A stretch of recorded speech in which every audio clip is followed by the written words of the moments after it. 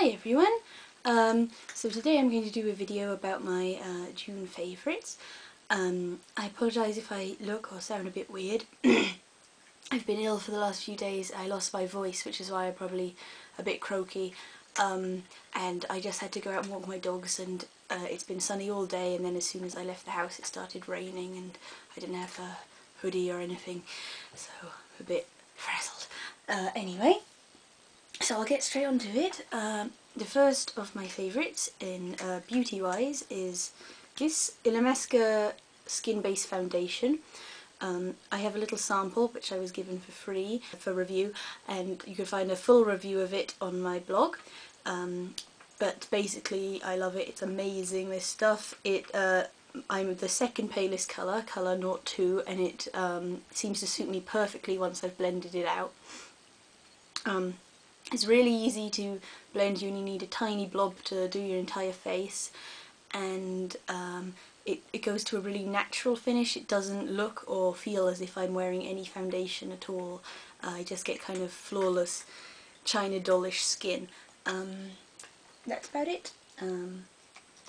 Second is this MUA glitter eyeliner. It doesn't have a colour name, it's shade 7. And now this is the MUA brand is in Superdrug in the UK, and all of the products only cost £1.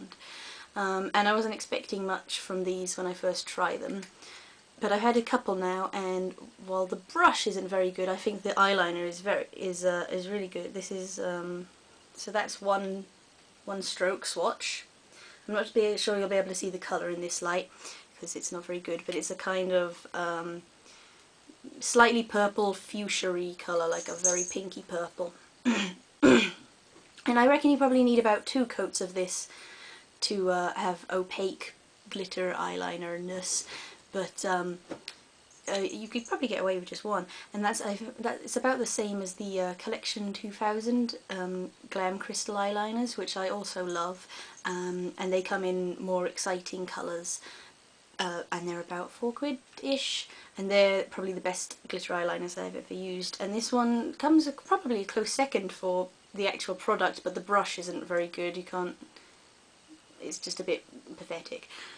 That's that. Well, something I have liked for the summer is Obsessive Compulsive Cosmetics Lip Tart in the shade Grandma, which is sort of an almost neon coral.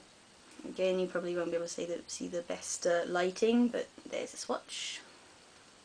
I like lip tars. They tend to feather a bit, but other than that I think they're really good, and this colour's really nice, bright shade for summer. And then another coral. This is e.l.f. nail polish in coral. It's not, I wouldn't actually call this a coral colour. It's a pink with a very strong gold shimmer or duotone, and it's very pretty, and I really like it. And the formula is pretty good for it being £1.50, or even cheaper if you're in the US. Next, this is I don't know how much it costs or anything. This is a special glitter eyeshadow brush I bought from Sephora in France last year, and the tip is made of some kind of plastic thing, and I find this brilliant for applying glitter. I don't know how or why, but the glitter just sticks amazingly to the brush and then comes off on your eye. It's so much better than using a brush with bristles or even my fingertip, and then it's really easy to clean because you just wipe it off. Okay, my last thing is Soap and Glory perfume. It's called Eau de Soap and Glory Original. I'm not very keen on, this packaging's nice, but I'm not very keen on the bottle, which is kind of, it's not horrible, but it's just not particularly pretty. But it's basically the smell of the pink Soap and Glory products, so things like the Righteous Butter, and I love that smell, and it's that in a perfume. I'll just remind myself what it smells like. That was attractive, I bet.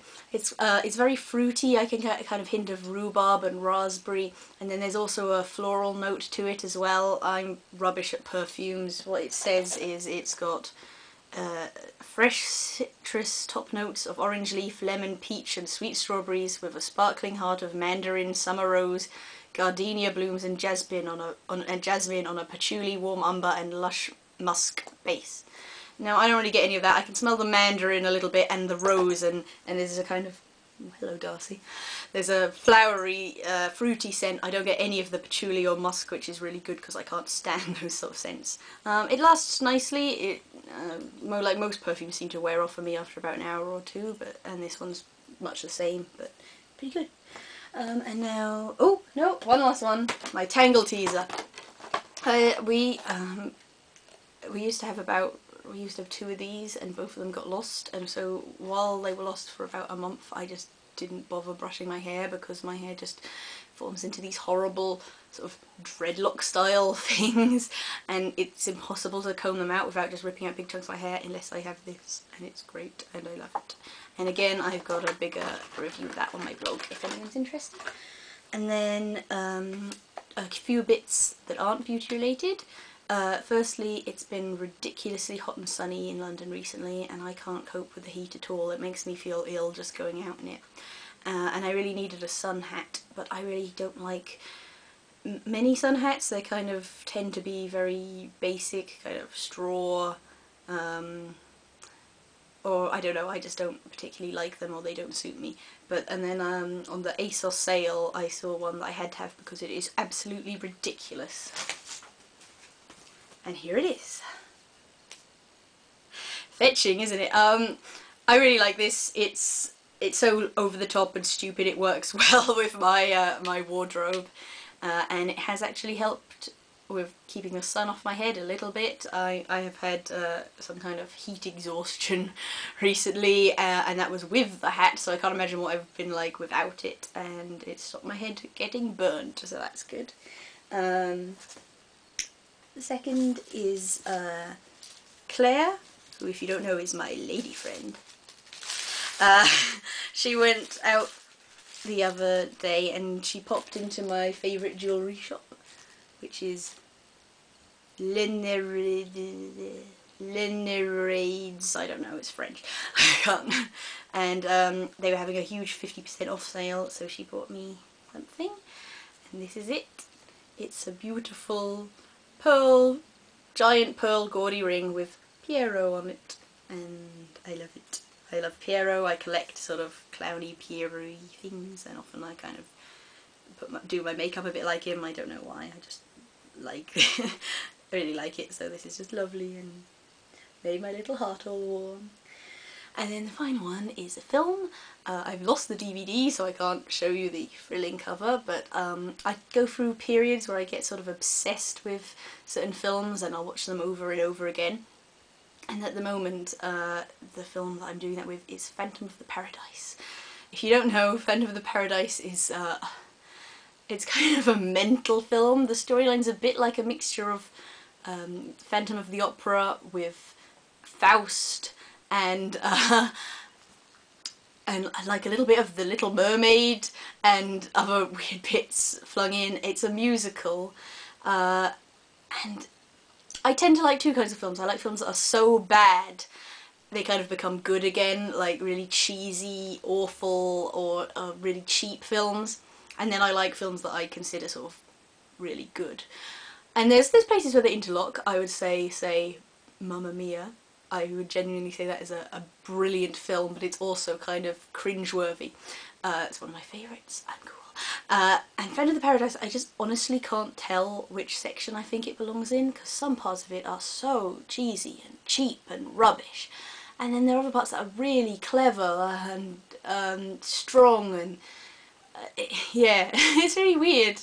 Like, half the acting is really good and half's really terrible, and I really like the music in it, and it's just really good, and you should watch it because it's got little pathetic man creeping around in black leather and a cape and this like hawk mask because he gets his face crushed by an evil record press. It's amazing. And that's all of my favourites for June. Thank you for watching. Please watch all of the other Makeup Heroes videos because those guys are great guys, and I'll see you later. Bye.